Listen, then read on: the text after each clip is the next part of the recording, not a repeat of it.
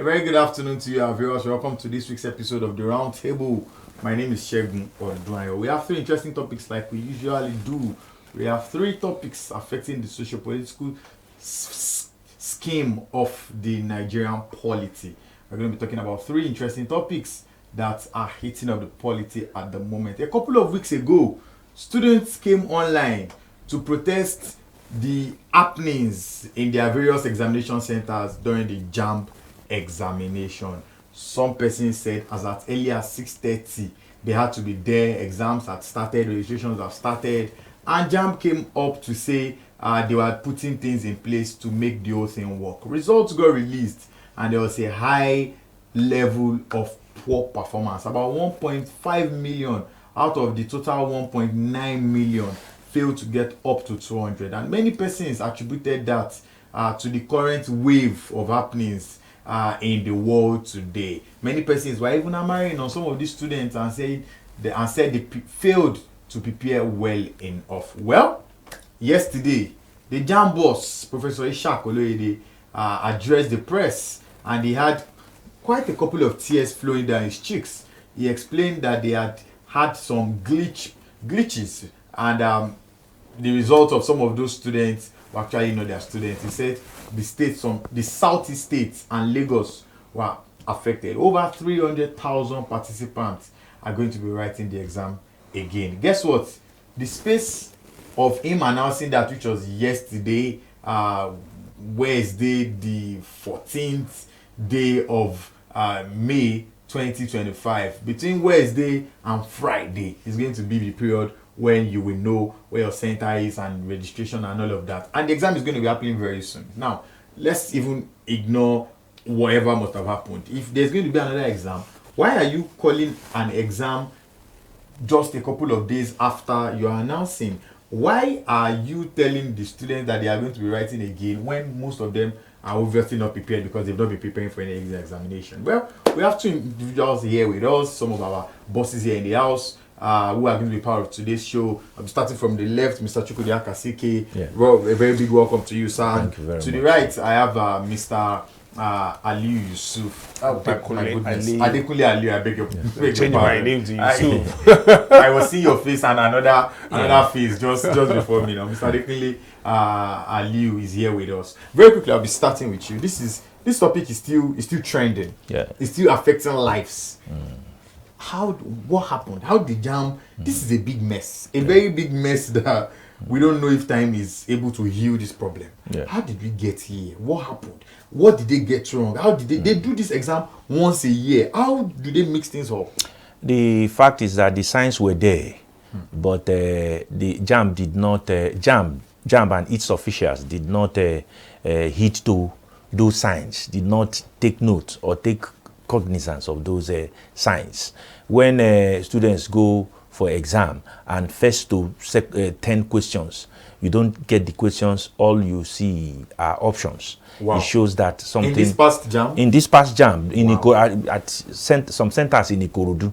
First English language, first number 1 to 10 questions, they had no questions but options. So when a candidate told me that when they told the people around who were they were not whether officials of JAMB or centers, they told them about the glitch or the problem. What they only say is that, tick the one, anyone you think you want to tick. Tick anything you want to tick. And even if saying that is not even the problem, but the fact that they did not take that information to JAMB shows that they were careless about the job. They were careless about the job. And for JAMB to come with such terrible statistics that about over 1,500 failed, 1.5 million failed or scored below 200 is not a good thing. Many of us, when we were here last week, we blamed the parents, we blamed the system, not knowing that, yes, there was a serious problem.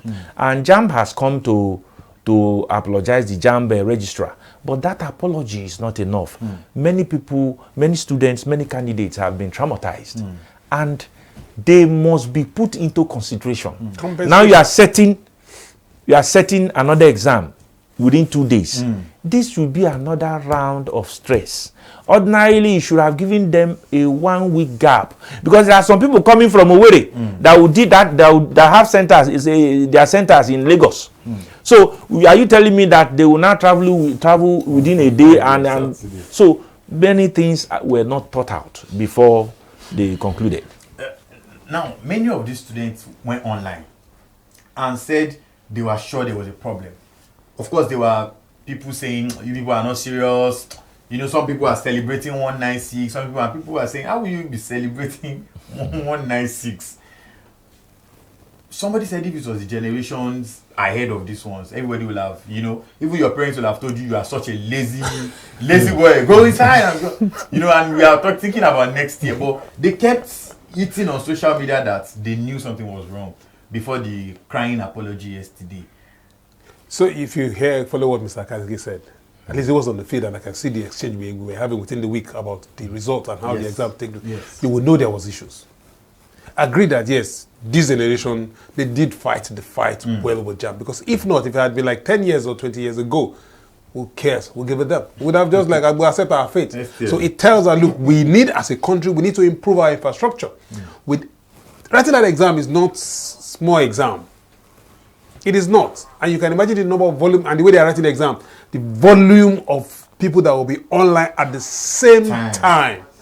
It gives room for hackers, it gives room for firewalls to go down, it gives room for a lot of things. So if we don't build this infrastructure, that's why people are saying salary. It's not only salary government spend money on, infrastructures, and this is one of it. We need to shoot more satellites, we need to expand our broad base, we need to expand our internet. See, what they say, the Internet of Things is a lot. So we need to do more expansion so that things can be easy, because a lot of exams in future will be written this way. I could hear YX saying, NECO saying they want to go CBT, computer based. So it means, but we need infrastructure. Everybody that's involved in building infrastructure, so please take note. You need to put this infrastructure in place appropriately, because in the long run, if it's not well done, we'll come back again to this table and begin to discuss your own organization or your own agency not doing well. Because if JAMB too had braced up to the fact of the errors that the students saw and quickly, they would have been able to correct these things, but they didn't. They felt maybe they could just shove everything down our throat and we'll take it again, hook, sink, and line. But thank God, this time around, it's fired back up. So corrections have been made. Let me add something. The government agencies, it's like there is an issue with them with infrastructure. What they do is they make the money, they don't bring in infrastructure. We have many of them.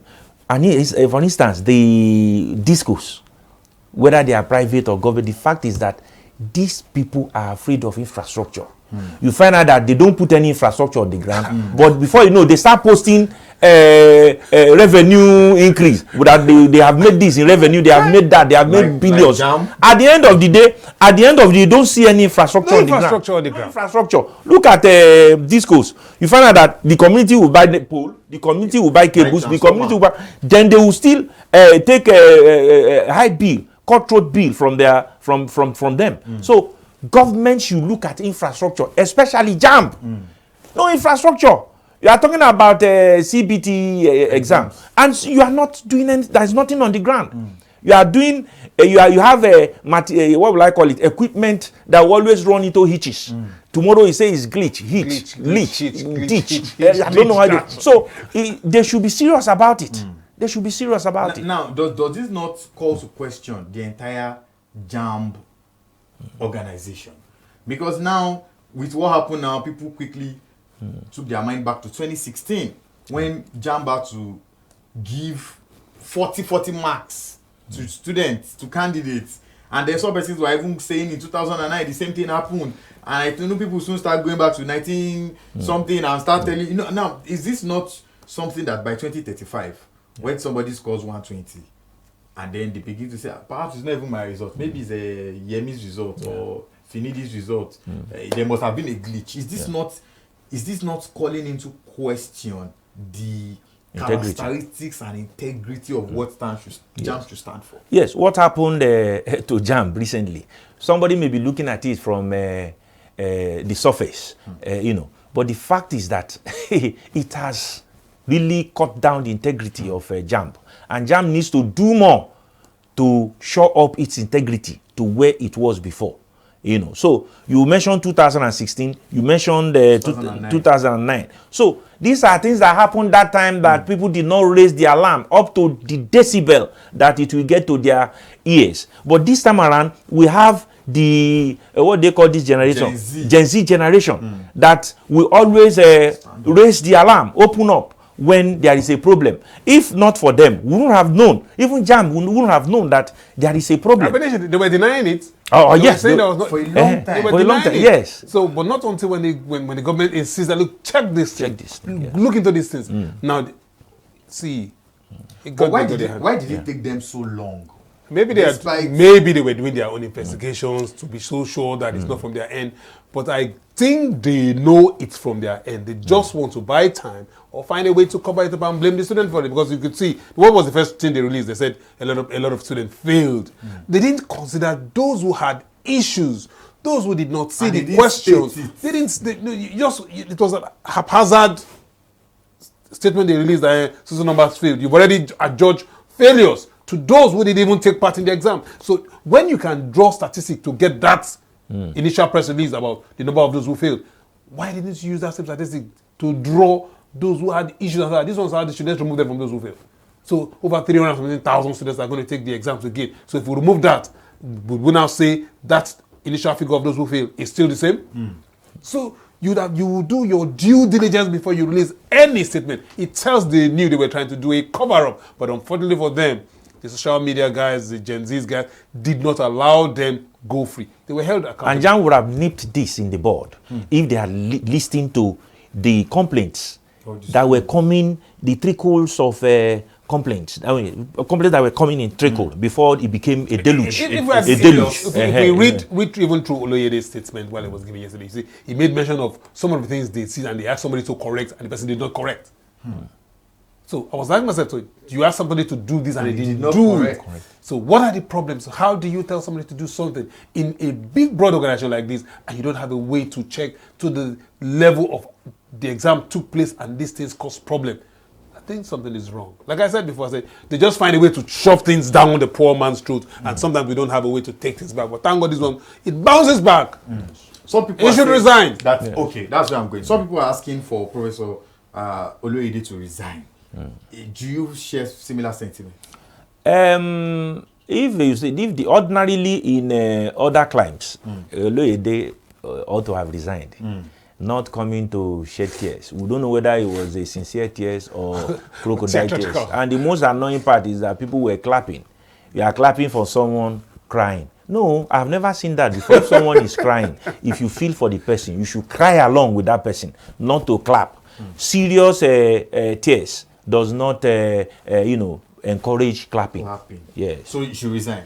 You should resign. So you think he should resign and go? He has stayed for 9 years. Yes, I think he has done enough. We need new head. Somebody with a fire, somebody who is burning with ideas again, is that to come and to carry along. If it's in government, he would have spent 8 years, would have gone since. Yes. So it's 9 years, it's okay. He has done enough. An appointee. So he's becoming a lord, and probably because he's becoming a lord with all his acronyms and henchmen, they are seeing themselves as lords, so they don't weigh themselves anymore. So I think now you need somebody who is new, who can put in more development, more. We want more. We always ask for more growth, more, because you see, when we're not hungry for better development, we will remain latent, we will remain static. So we need to hunger for better things. Nigeria's education system. Yes. Looking at it from this substructure of JAMB. Later in the year, August, September, admissions will be given out and people will go in, and after 4 years, they will come out.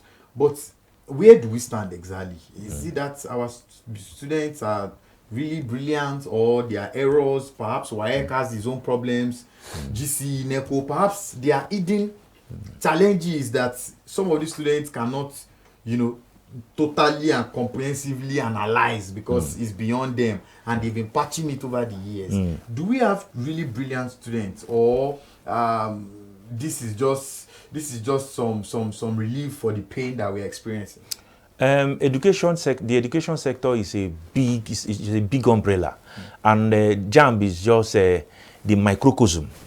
The microcosm in that sector is just a microcosm of the large umbrella.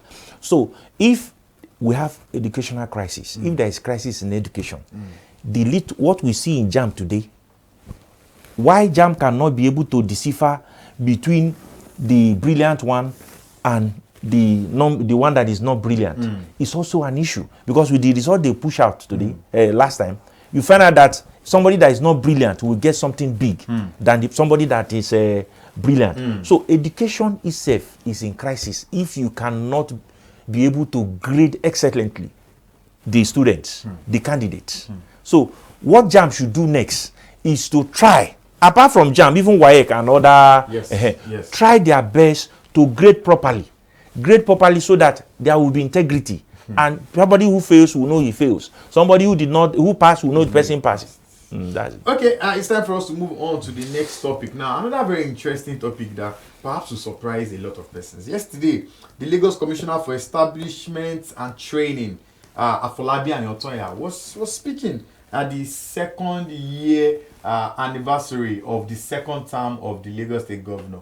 Should I come again or you got it? Okay, the second year celebration of the second term anniversary of the Lagos State Governor. That's 6 years out of 8 years. And he was saying that for every set of persons sponsored by the Lagos State Government for trainings abroad, 30% of them don't come back.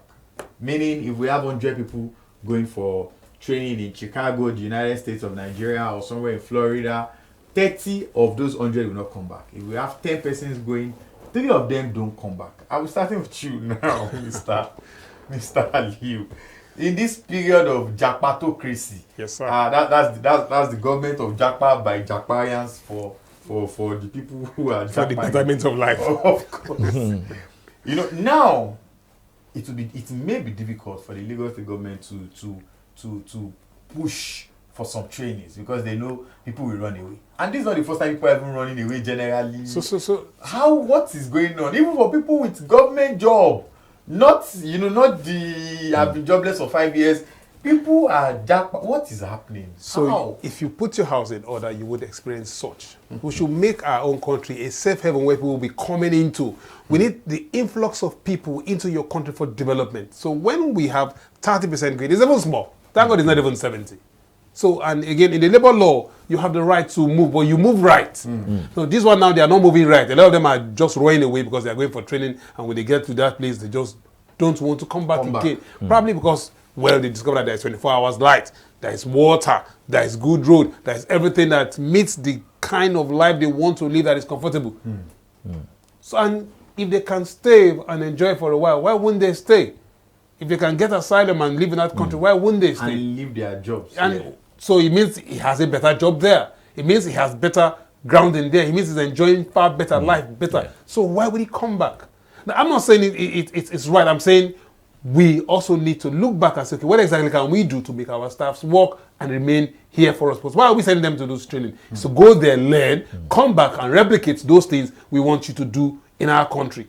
Government is not to blame. But having said that again, we need to improve our lot. We need to improve our living standard. We need to improve our roads. We need to improve our hospitals. We need to improve everything because we are all in this together.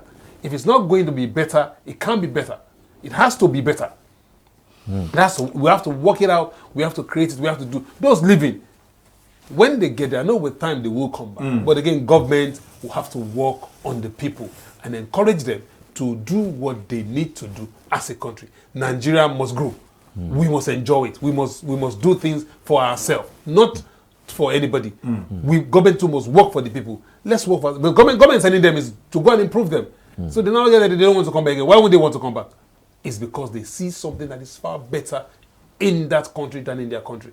And if they decide to stay, nobody can hold you responsible. It's your choice. The commissioner was saying yesterday that 185 trainings have been held for over 23,000 people between 2022 and 2024. And if you truly have people that work with the Lagos State government, especially when you get to a certain level, I think it's 9 or 10 or something, these trainings are regular. Their passports, you know, this today they are training here, tomorrow they are training there. The Lagos State government, I mean, this I know personally. It's a fantastic job. Train their staff every now and then. You are outside.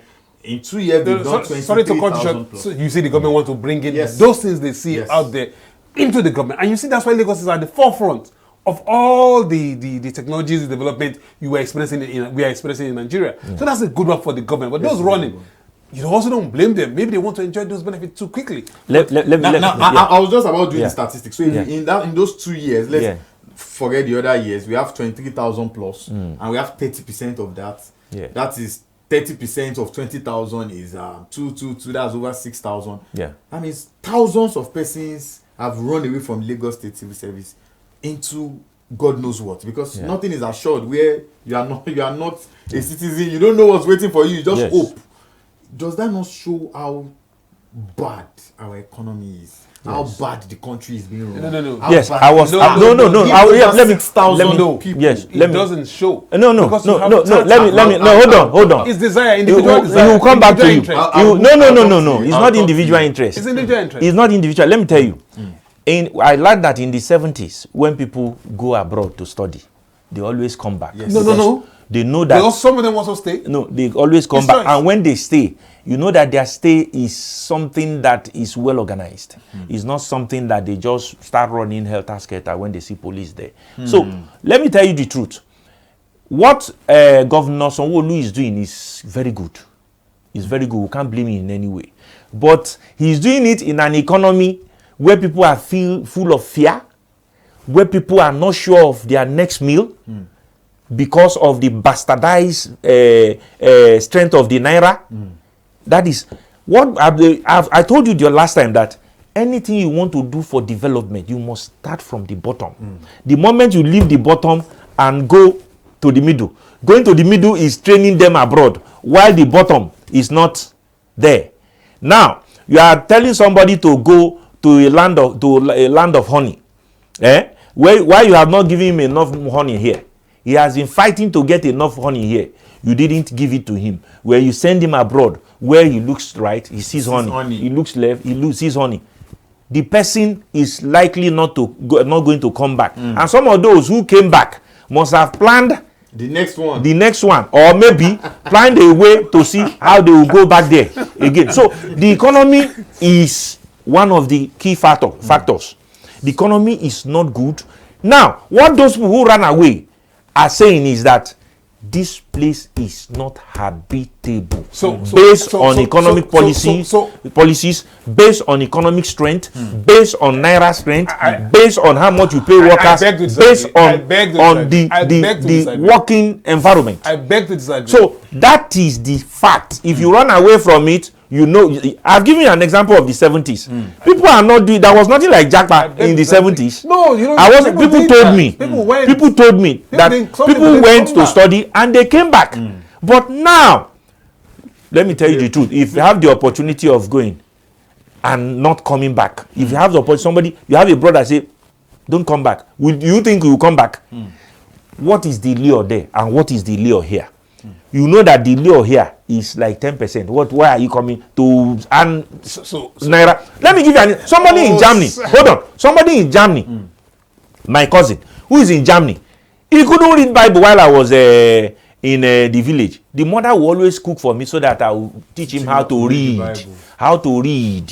You know, this guy is doing better than me. He has built mansion everywhere. What does he do? He works in a biscuit manufacturing company in Germany. So you see the economy. I've gone ahead. I'm a graduate. He didn't even finish. He just dropped out GS3. And look at him. He's doing better than me. When he comes, he will laugh at me. This one our school. This one our country. That's what he tells me. And you tell me that if I find myself in Germany, that place he is. The man tells me the way I work here in Germany, I would have been a multi-millionaire, if not a billionaire. That was what the guy told me. So the lure here is not there. The lure there is abundant. So we have a very rich man in Africa who made his money not from traveling overseas. The richest man in Africa made his money from being in Nigeria. So it's relative. Your faith will make you well. Wherever you see your progress, that's where you go.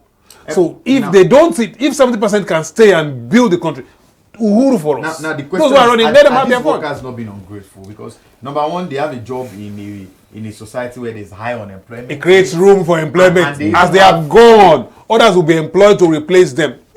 See, there is freedom of movement of labor. You can go. That's your choice. But you know, I mean, I think it's a big stain. That is a It's minus. not a stain. That is a minus. No. The government is trying to. visas. The government is trying to improve you and improve itself by improving you, and you say no, you want to go. Please go. We employ others who will say, because if 70% is staying, countries don't develop that way. Countries don't develop that way. When you train and you lose, you train somebody and you lose the person. Countries don't develop that way. These are experienced people. There is even Mr. Ali, quick one. Yes, sir. Don't you think that this running behavior will make one day the Lagos State government, a new Lagos State governor or something, will just say, let's look at the number of percentage of people who have trained. Okay. How many of these people are still here? How many people have escaped?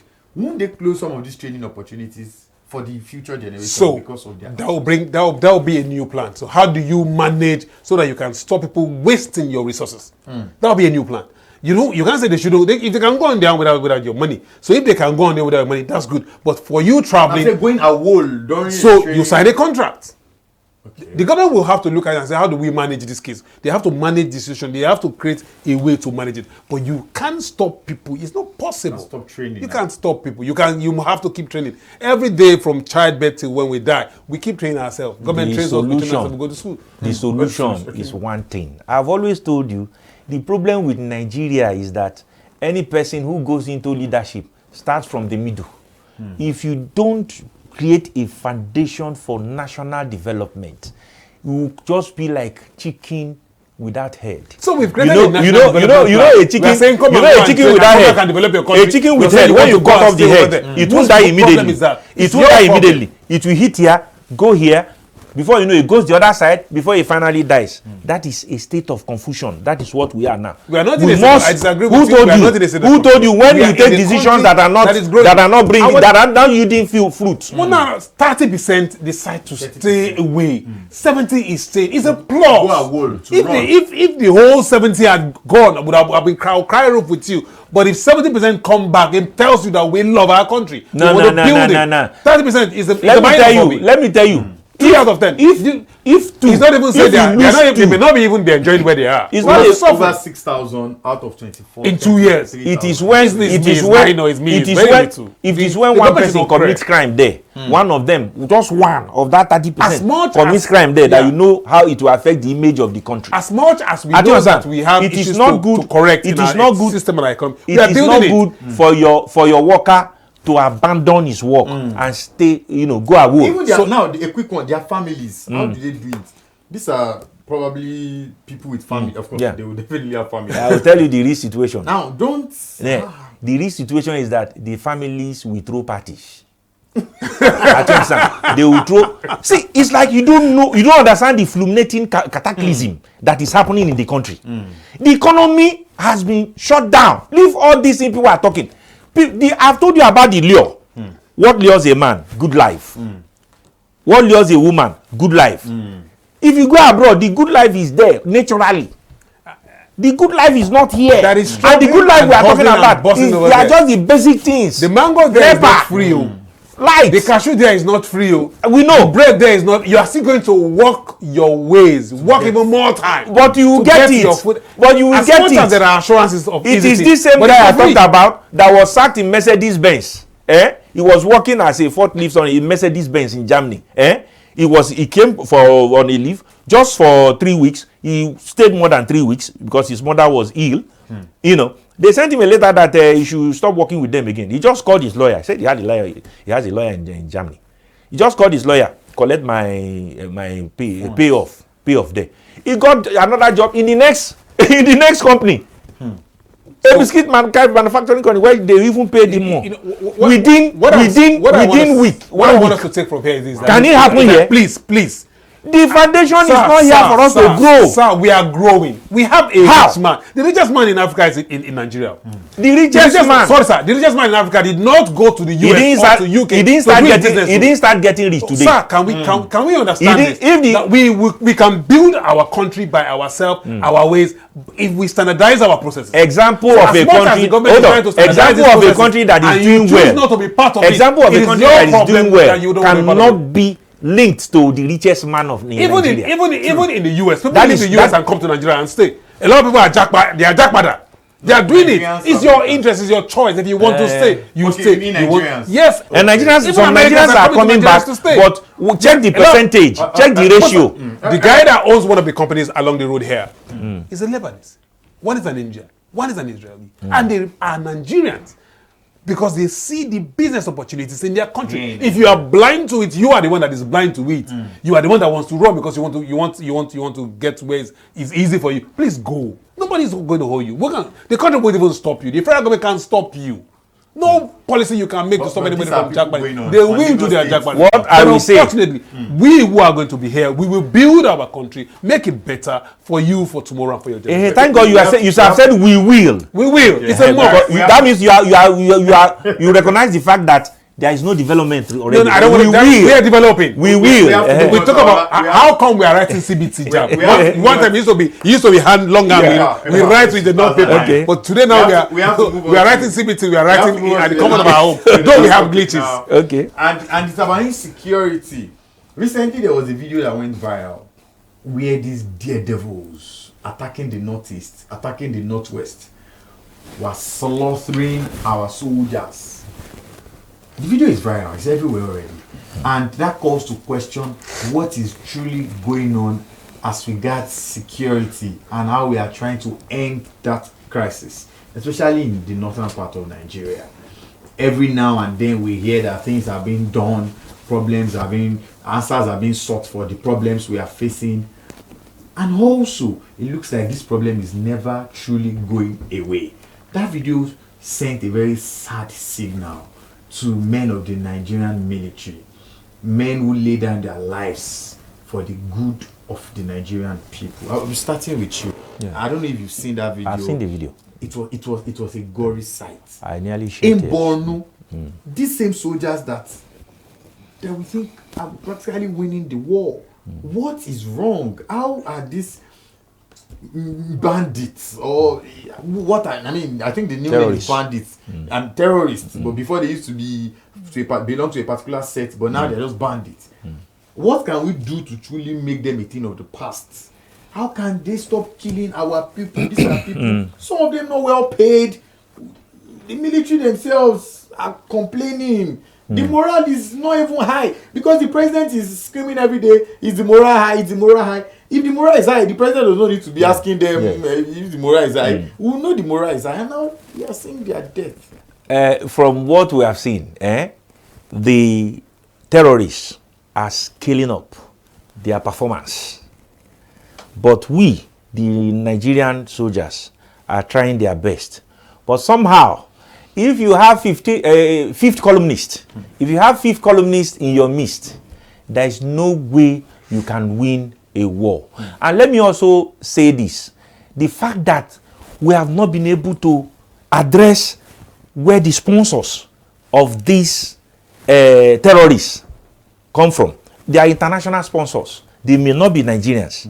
They may be other countries. I suspect a country, but I won't mention it.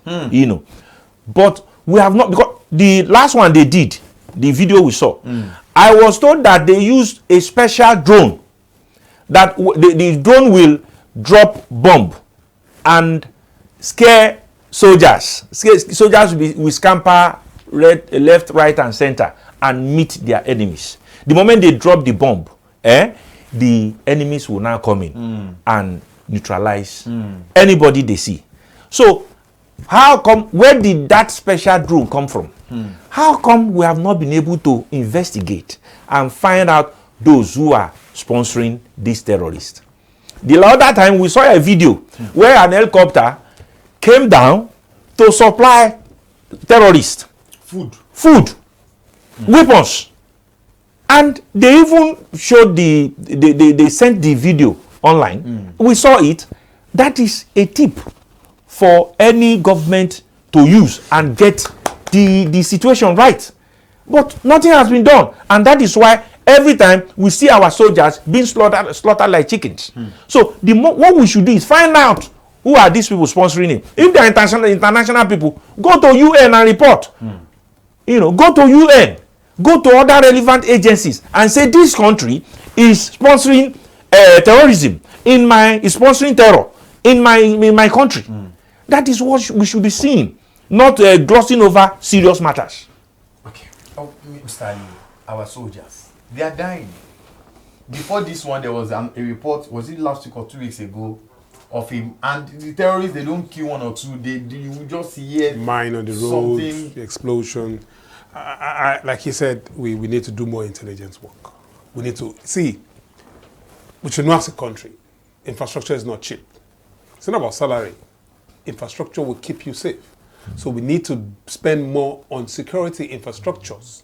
The country needs to spend more on its army, not in terms of salary, but in terms of care, motivation, and so on. So that at every point in time, they are on gear, on their foot. It's a bad one, it's a sad one, that when I saw the video and I saw the vehicles, they were ruined. I said, these are billions of vehicles that have been ruined in Naira. What was the problem? Were they lax? What happened? But again, if you go to the north and you see how some of the topography of the north, you see how porous some of these places are. These barracks or these military bases don't have guards. And these idiots, these Lakaroas guys, every day they are also improving. Terrorism is an international business. Some people know why they are joining and spending money on terrorism. Some is because they want to sell arms to Nigerians so that Nigerians can begin to bear arms. There are so many reasons. Some is because they want to chase people away from a particular land and they want to start mining that land. Probably there is gold in that area. There are different reasons. So we need to sit down and say, okay, what exactly is the problem?